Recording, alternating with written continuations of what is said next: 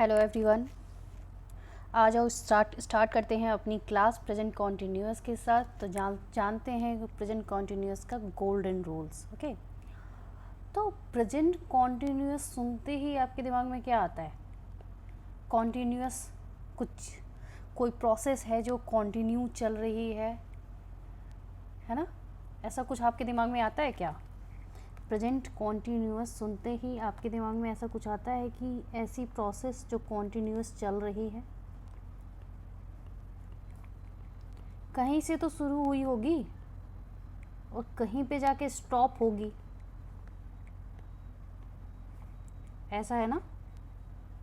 किसी पॉइंट पे वो स्टार्ट हुई है तो किसी पॉइंट पे वो ख़त्म भी होगी। तो कॉन्टिन्यूअस प्रोसेस, ऐसा कॉन्टिन्यूअस प्रोसेस जो shows changes for some time, okay, for some times वो टेम्पररी होते हैं। वो चेंजेस जो हैं वो टेम्पररी होते हैं। किसी पॉइंट पे वो स्टार्ट हुआ है तो किसी पॉइंट पे वो एंड, किसी पॉइंट पे स्टार्ट हो गया तो किसी पॉइंट पे वो एंड भी होगा।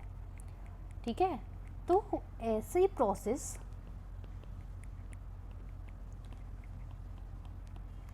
continuous process shows changes for some time। Okay, अब इसको पता कैसे करेंगे कि भाई ये कैसा प्रोसेस है, टेम्पररी है, परमानेंट है, कैसे है? तो आपको ये आइडेंटिफाई करना है हेल्प ऑफ वर्ड्स से और हेल्प ऑफ कॉन्टेक्स्ट और सेंस और मीनिंग से। ठीक है, जब सेंटेंस देखोगे ना तो आपके समझ आ जाएगा कि ये कैसा प्रोसेस है। मैं अभी सेंटेंस से आपको समझाऊंगी कि क्या होना चाहिए एग्जैक्टली। हेल्प ऑफ वर्ड्स लेनी है आपको, हेल्प ऑफ कॉन्टेक्स्ट, सेंस और मीनिंग। अब देखो, अब ये आप कैसे समझोगे कि कैसे हो रहा है? तो इसके लिए कुछ सेंटेंस देखते हैं। He is working hard, he is working hard, he works hard,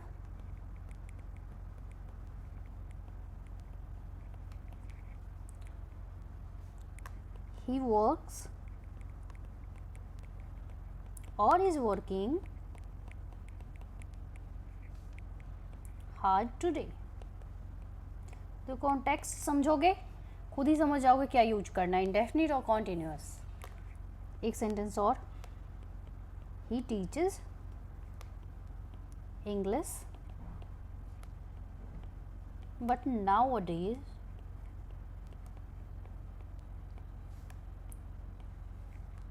he teaches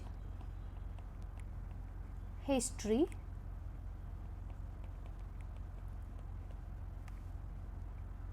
as the history teacher is ill।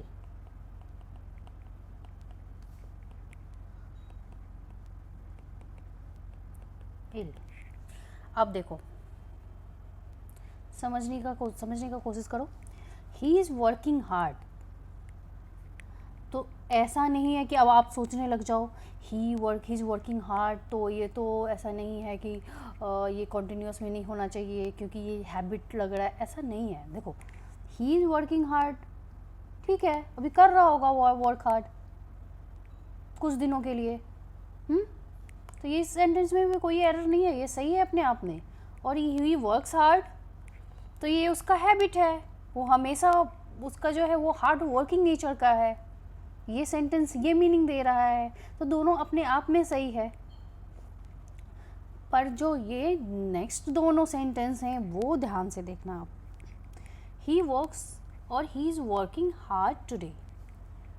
अब ये टुडे बोल रहा है, आज की बात हो रही है। आज की बात हो रही है तो ऑब्वियसली यहाँ पे इज वर्किंग होगा, ना कि वर्क्स होगा, क्योंकि ये थोड़ी देर के लिए जो है ना वो कुछ समय के लिए बदलाव दिखा रहा है। ठीक है, चेंज दिखा रहा है, तो इसीलिए आपको इज वर्किंग यहाँ पे यूज करना है, कॉन्टिन्यूस प्रोसेस देना है, ये जो टेम्परेरी एक्शन है। अब ये देखो, he teaches English but nowadays he teaches history as the history teacher is ill.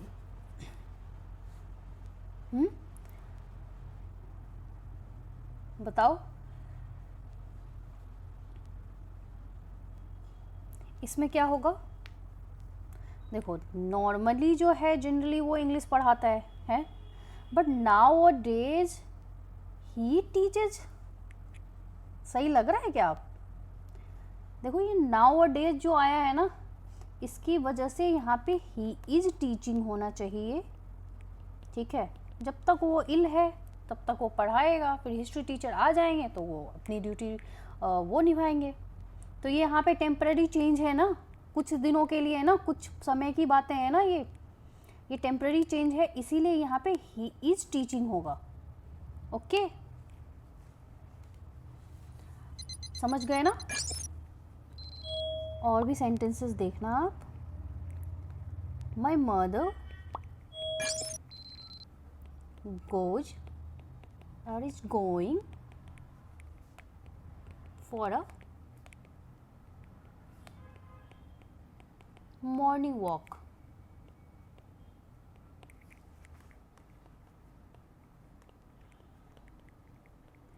My mother goes or is going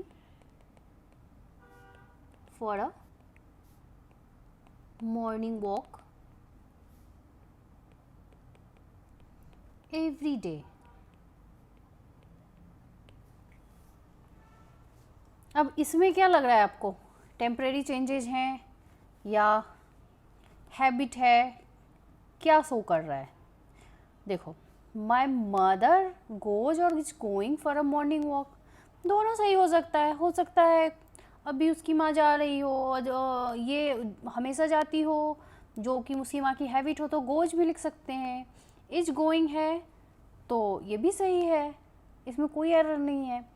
अभी जो आपको स्पेसिफाई करके दिया हो, जैसे ये देखो माई मदर गोज और is going for a morning walk every day, प्रत्येक दिन, है ना।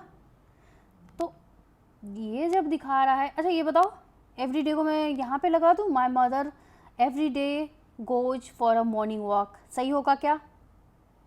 नहीं, मैंने आपको बताया था ना, फ्रीक्वेंसी प्लस टाइम बताने वाले हमेशा जो वर्ड होंगे वो आपके सेंटेंस के एंड में होंगे। देखो हर चीज़ को माइंड में रखना है। एक ये तो अभी मैं आपको पढ़ा रही हूँ तो ऐसे स्पेसिफाई करके बताते जा रही हूँ कि ये आपका ये प्रेजेंट कॉन्टिन्यूस का एरर है, ये आपका प्रेजेंट इंडेफिनिट का एरर है, ये आपके नाउन का एरर है।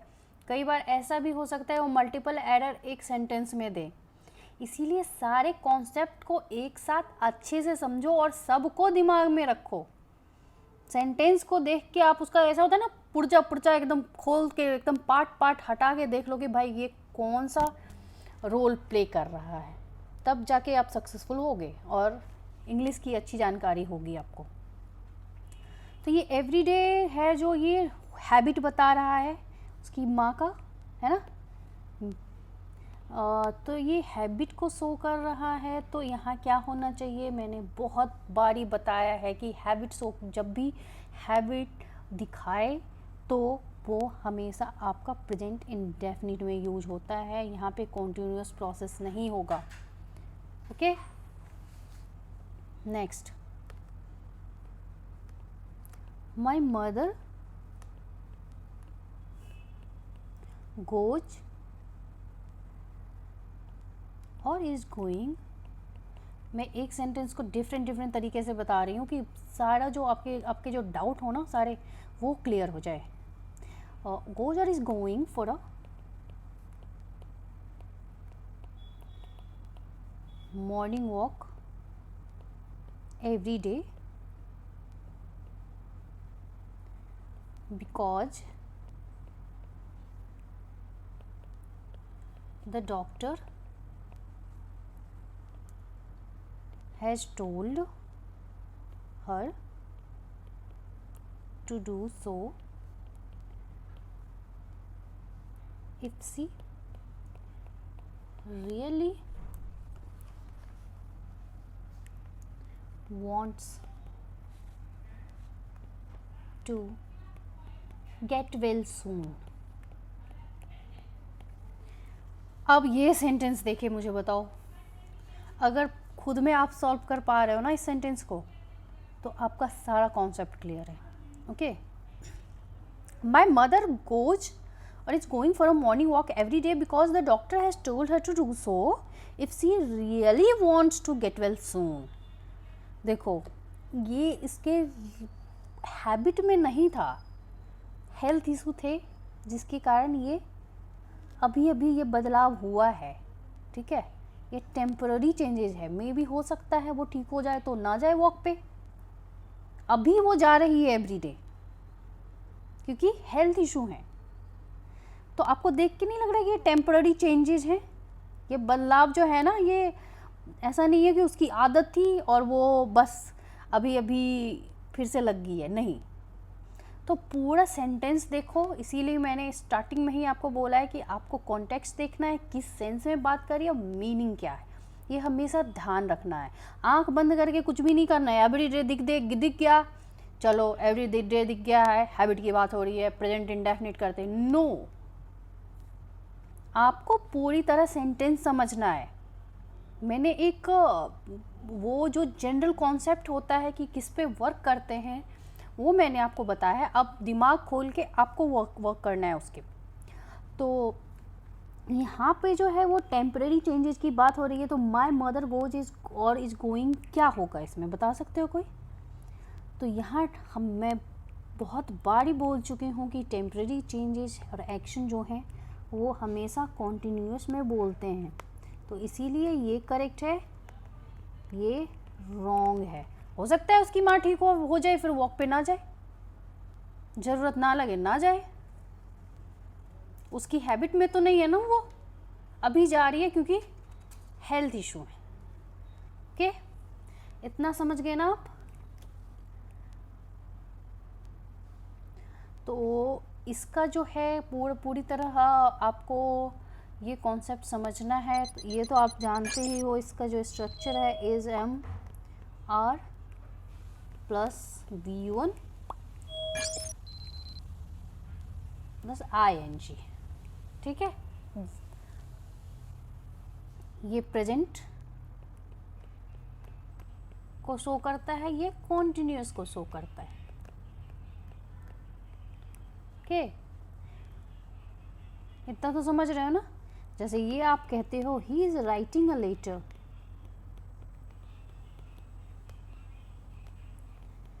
इसका क्या सेंस है? उस टाइम पर लिख रहा है या बहुत देर से लिख रहा है या अभी अभी लिख रहा है या लिख चुका है या क्या सेंस क्या है? पहले ये आप सोचो 1 मिनट को. He is writing a letter मतलब ऑन गोइंग प्रोसेस है, वो लिख रहा है. अभी जब बात मैं अभी आपको पढ़ा रही हूँ, अभी जब मैं बोल रही हूँ तो वो मैं आपको पढ़ा रही हूँ आपको. ठीक है, तो ये ऑन गोइंग प्रोसेस है, उस टाइम पर लिख रहा है वो, राइट नाउ. ठीक है, his mother standing on the table, ये क्या, इससे क्या आपको लग रहा है? His mother standing on the table means meaning क्या है इसका? His mother is standing on the table का मीनिंग वो ऑन गोइंग प्रोसेस है. जब इस समय वो बात कर रहा है उसकी माँ खड़ी है चेयर पे, ऐसा नहीं है कि होने जा रही है, फिर तो उसका अलग सेंस आएगा, उसका अलग सेंटेंस स्ट्रक्चर फ्रेम होगा, है ना? उसका अलग सेंटेंस स्ट्रक्चर फ्रेम होगा जब वैसी बातें आप करोगे. जैसे ये कॉन्सेप्ट अपने देखा ही होगा, बचपन से ही टेंस पढ़ रहे हो, बस समझ नहीं पाए कि है क्या. जैसे कॉन्टिन्यूअस प्रोसेस आपका फॉर और सिंस प्लस टाइम. अब ये अगर ये सेंटेंस आप बोलते हो he is doing his work for 2 hours, बोलने में कई लोग आप बोलते होगे ऐसा, पर ये रॉन्ग है. अब ये जो है ना फॉर 2 आवर्स, ये तो परफेक्ट टाइम है, तो परफेक्ट टाइम है। मान लो मैंने आपको 8:30 से पढ़ाना स्टार्ट करा है, हाँ, मान 9:30 से स्टार्ट करा है, तो अभी क्या टाइम हो रहा है 9:45। 15 मिनट का जो है वो टाइम, वो तो परफेक्ट है, उसमें तो वर्क कंप्लीट हो चुकी है, उतने टाइम का वो वर्क कंप्लीट है, वो परफेक्ट है। तो आप इसको ऐसे कैसे बोल सकते हो he is doing his work for 2 hours? ऐसा नहीं बोल सकते, फिर ये एरर होगा। यहाँ पे आपको हैज बिन देना होता है, has been, he has been doing his work for 2 hours. Okay, ये मैं आगे आपको बताऊंगी। जैसे बोलते हो ना वो 2 घंटे से पढ़ा रहा है, तो भाई 2 घंटे का तो वर्क कंप्लीट है, वो तो वर्क कंप्लीट हो चुका है, तो वो तो परफेक्ट है। और बाद बाकी ऑन गोइंग प्रोसेस चल रहा है, इसीलिए तो आप उसको बोलते हो प्रेजेंट परफेक्ट कॉन्टिन्यूअस। बोलो, कभी ऐसा सोचा है कि ऐसे ऐसे क्यों लगा लगा के बोल रहे हैं? कुछ पार्ट जो है उसका वर्क का कंप्लीट हो चुका है जो कि परफेक्ट है, कुछ पार्ट जो है वो ऑन गोइंग एक्शन में चल रहा है, वो कॉन्टिन्यूअस है, तभी तो बोलते हो ना आप उसको प्रेजेंट परफेक्ट कॉन्टिन्यूअस। समझ रहे हो? दिमाग लगा के पढ़ो, ऐसे मत रट्टा मारो। प्रेजेंट परफेक्ट कॉन्टिन्यूअस का मतलब ये होता है हैज बिन आएगा, हैज आएगा, क्या क्या आएगा, बीन क्यों आया, बीन का क्या है मतलब, ऐसे ऐसे नहीं करना है। सब दिमाग लगा के बताओ कि उसमें परफेक्ट भी क्यों है, कॉन्टिन्यूअस भी क्यों है। परफेक्ट इसलिए है कि कुछ पार्ट कंप्लीट हो चुके हैं काम के, और कॉन्टिन्यूअस इसलिए है कि अभी भी कुछ काम जारी है। ओके, चलो आगे बढ़ते हैं। तो प्रेजेंट कॉन्टिन्यूअस के यूजेज क्या हैं, ये देखते हैं एक बार हम। तो देखो, to mention a live action, to mention live action. अब लाइव एक्शन से क्या मतलब? तो at the time of speaking, okay, at the time of speaking, जब आप बोल रहे हो उस समय जो एक्शन चल रहा है ना, तो वो लाइव एक्शन कहलाता है। तो प्रेजेंट कॉन्टिन्यूअस में तो यही होता है, कितनी बार मैंने आपको समझाया है कि वो टेम्पररी एक्शन है, और करेंटली जो आप कर रहे हो उसको दिखाता है, जो बोला जा रहा है जिस टाइम पे, उस टाइम को दिखाता है। तो अब live action at the time of speaking, speaking. अब इसके कीवर्ड्स क्या हैं? देखो, ये कीवर्ड्स आपको बहुत हेल्प करेंगे। सब बोलते ना, now, right now, eight this time, currently, at present, at this point, ये सब आपके कॉन्टिन्यूअस के कीवर्ड्स हैं। ओके, कुछ एग्जाम्पल देखना आप।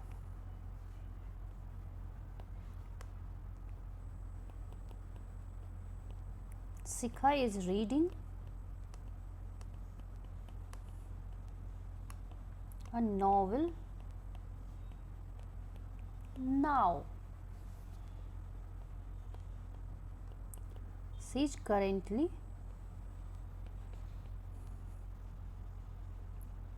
talks to him. एरर है, क्या है पहले आप बताओ, फिर मैं बताऊंगी। राखी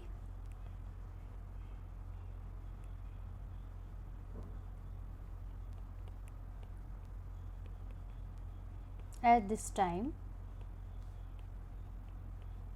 prepares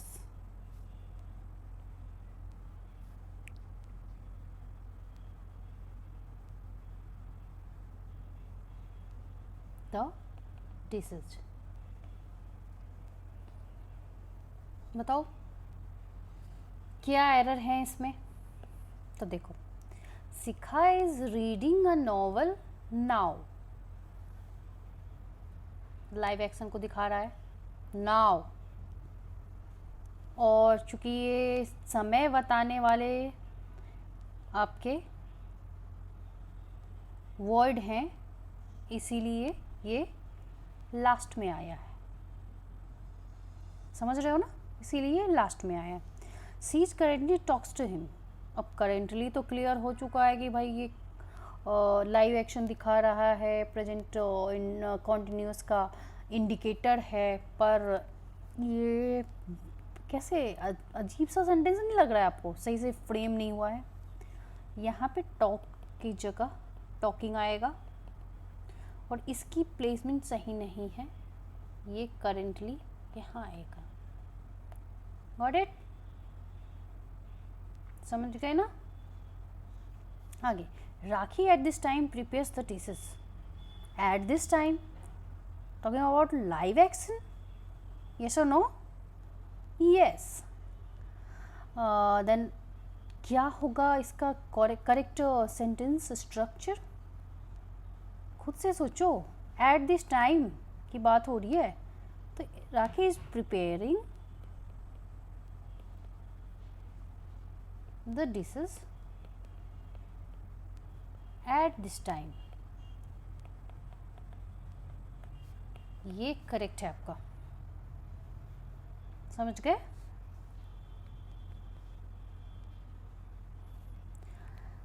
second one to mention parallel action. To mention parallel action. अब देखो, अभी आप लोग में से बहुत लोग पढ़ भी रहे होंगे, कई और जॉब भी कर रहे होंगे, बहुत लोग अभी ये आप कॉम्पिटिटिव एग्जाम्स की तैयारी कर रहे हो, बहुत, और साथ ही साथ ग्रेजुएशन कर रहे हो. मतलब एक ही साथ मतलब पैरेलल में कोई काम चल रहा है, साथ ही साथ कहीं ना कहीं चल रहा है, तो वो पैरेलल एक्शन कहलाता है. ओके, अभी आप टेंस पढ़ रहे हो, है ना? नाउ जो है अभी आप टेंस पढ़ रहे हो, लेकिन साथ ही साथ कहीं ना कहीं आप ग्रेजुएशन कर रहे हो, पोस्ट ग्रेजुएशन कर रहे हो, जॉब भी कर रहे हो. मतलब ऐसी प्रोसेस जो कि कॉन्टिन्यूअस है, but not at the time of speaking. Okay,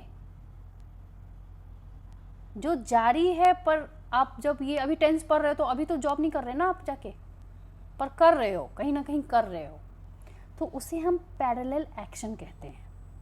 मैं सेंटेंस से बताऊंगी आपको, फिर समझ आएगा. ओके, तो इसका क्या मीनिंग है? Continuous but not at the time of action, sorry, speaking.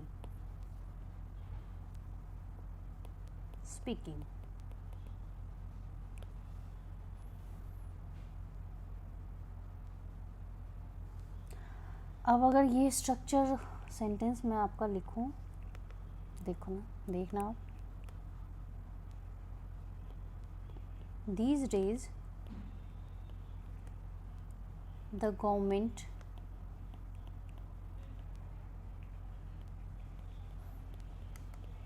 increases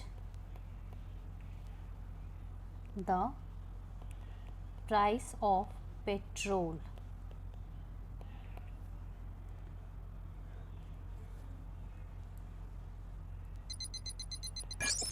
Sameer works for TCS company nowadays.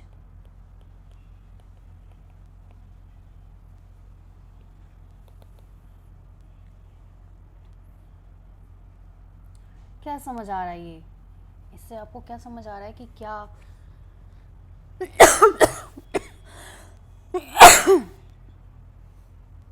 सही होना चाहिए, क्या नहीं होना चाहिए? देखो अब these days the government increases the price of petrol. अभी आप किसी से बात कर रहे हो तो अभी तो नहीं है ना कि गवर्नमेंट कहीं बस अब बात किए और अभी ही एकदम इंक्रीज कर रही है, नहीं, आप बात कर रहे हो लेकिन और कहीं ना कहीं साथ ही साथ वो प्रोसेस भी हो रहा है जिसके बारे में आप बात कर रहे हो, ठीक है। तो these days the government increases the price of petrol, ये सही होगा क्या? नहीं, एक तो पहली बात दीज डेज है, दूसरी बात पैरेलल एक्शन है, तो यहाँ आपको कॉन्टिन्यूस में बोलना है, ठीक है। तो यहाँ क्या होगा, the government is increasing the price of petrol these days last में आएगा आपका, तो सही सेंटेंस स्ट्रक्चर क्या होगा? The government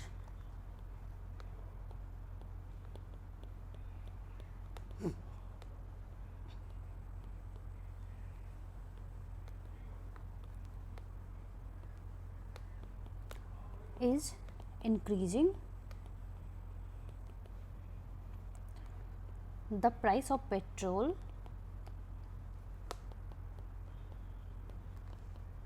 these days, correct?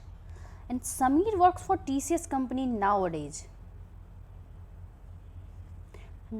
से तो काफ़ी साफ क्लियर है कि यहाँ पे क्या आना चाहिए, is working for TCS company, okay. Nowadays का प्लेसमेंट भी सही है कि सेंटेंस के लास्ट में आ रहा है, तो इतना आपके समझ आ रहा है अच्छे से ना। देखो क्लियरली पढ़ो, जो पढ़ो एक ही कॉन्सेप्ट सीखो पर अच्छे से सीखो, ओके। तो इतना समझ आ गया ना आपके। अच्छा, एक एग्जाम्पल मैं आपसे पूछना चाहती हूँ, ये प्रेजेंट इंडेफिनिट कहीं भूल तो नहीं गए आप? क्लियर है ना आपके माइंड में? तो मुझे ये जानना है आपसे, ये मुझे बताओ आप,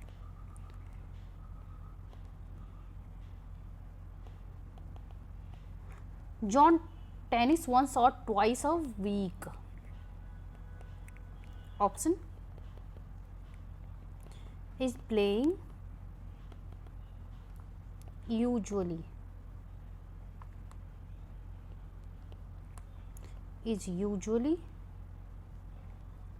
playing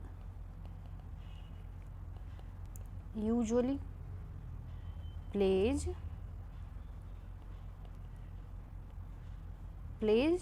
usually. Which one is correct?